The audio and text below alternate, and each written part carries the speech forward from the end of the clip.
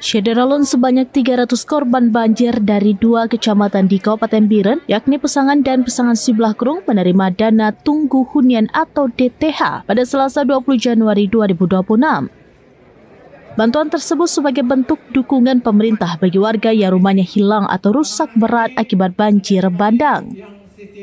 Penyerahan bantuan dilakukan secara simbolis oleh Kepala Badan Nasional Penanggulangan Bencana atau BNPB Suharyanto di Balai Desa Kantor Camat Pesangan. Acara itu dihadiri Bupati Biren Mukhlis, jajaran Forkopimda, pejabat BNPB, Buspika Pesangan, perwakilan Bank Syariah Indonesia, serta ratusan warga terdampak.